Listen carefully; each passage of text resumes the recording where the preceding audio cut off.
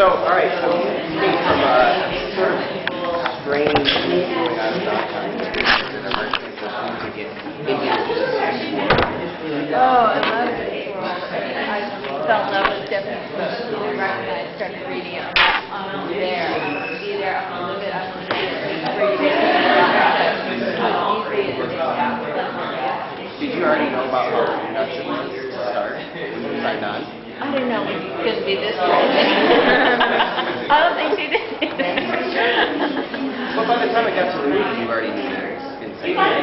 You know, I wasn't. I was really surprised. I knew I had my little fans, right? You know, they come out with things, but the way they responded to the movie and all the things just took off online, and I was surprised. I mean, I know how passionate the fans can get, but that there were so many of them was kind of wow.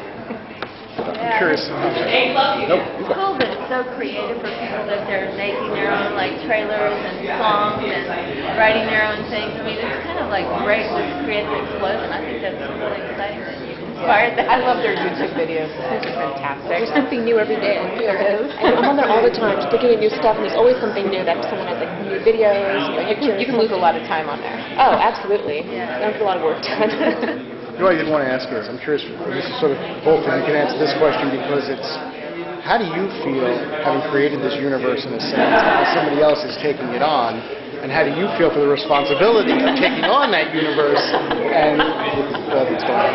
Well, you know, it was risky. When I first, we started being approached about the movie, Twilight wasn't even out yet. So this is before it has any fans, before I have any sense of how it's going to do. And my agent explained to me, she's like, you know, they can do anything. They can do anything with this. And for me, it came down to, you know, protecting it or getting to see it on the screen. And so that's what won. And we had some close calls. We sort of learned that it could be a bad thing. But then luckily, we ended up with Summit, and they want to do it right, which is amazing. Yeah, and for me, I read one of those close calls, a draft of another script, and you know, they had made Bella like a track star, and you know, they just totally changed everything. I like the night vision goggles. Yeah, night vision. Bella in night vision goggles. FBI guys on FBI guys on jet skis too. Yeah. And it was so different from the book that I was like, man, we got to get it back to the book, and that was our goal. You know, like let's make it like the book and get all the cool stuff. You know. I know you guys were looking into getting the Muse for the soundtrack at all. Have you had any luck with that, or getting the Muse band? Oh yeah, we've got one of their songs. Really? Yeah. See, I didn't even know that. Really? Yeah, we got it. Came sure it's done deal. Can you say which one, or is that? Oh well, that's gonna be a little surprise. You'll tell me later, right? Yeah, I'll tell you. Okay, cool. Okay. What time are you going to tell her? We'll hang out. I'll interpret it. Yeah. Catherine, I wanted to ask you about your experience when you did 13. Do you take anything from that and see parallels between that experience and this story? Because on 13, you know, I'm working with all teenagers and all kids. Really, all my movies are all kids. You know, so this one we had, you know, all these high school kids, humans and vampires, and you know, how do you get kids to be comfortable on the camera, be natural, have fun, you know, be able to be loose and respect that they know what we're talking about probably more than we do, how to be a kid, you know. So yeah, that's direct learning. Stephenie, did you have any part in the casting as well? A little bit. A little bit. Not contractual, but one of the great things about Summit is that they've been very cooperative. They want me to be a part of things, and so they did let me have some input. And if there was a situation, I was like, oh, you know, I really would want to see a change here. They actually listened to me, which is amazing, and not something you can count on by any. That was really great. And they put together such a cast. I mean, such a cast. Absolutely. Are you signed on to do all the rest of them? Well, no exact yet, but all kids figured out, I guess. We all hope that.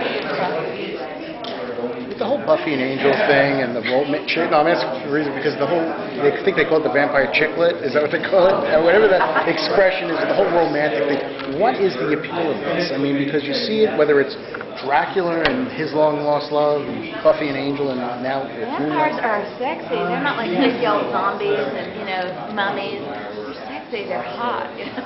Yeah. I think that really is it, because, I mean, I'm not exactly the right person to ask that question, because I never have seen an episode of Buffy, and I haven't read any vampire books. So that, I don't know what, people ask that a lot, so what I think is, we love to be scared. The horror industry is doing great, but most of the monsters that you see are disgusting. They're oozing, or, that. But vampires are the only ones that are dangerous and scary, but at the same time they're hot. So there's that double, that's why they're so popular, there's both sides to that. Seductive. You want to be, I want a vampire to bite my neck. Hello. So based on the vampire lore of this movie, would you guys date a vampire? Oh, it would totally depend on his eyes, right? Yeah. Right. Absolutely. Well, and I am married. I If you were single, if I were single, that's it. What if your husband? And if there were vampires. And then say, Maybe her husband converts too. Which team are you on? I'm Team Switzerland. Absolutely. Well, I kind of was more Team Jacob before we started doing movies, and then of course I met Rob. So I kind of got I could always, Stephenie, did you spend much time on the set? And if you did, kind of, what was it like seeing, these characters that you obviously came from your head, just kind of, inhabiting this real reality? Yeah, it was, I did get to spend some time on the set, and it was so cool, but it was really surreal. The first night I was there, I went to dinner. It was the first time I'd met any of the cast, and they came straight from a photo shoot, so they were in costume.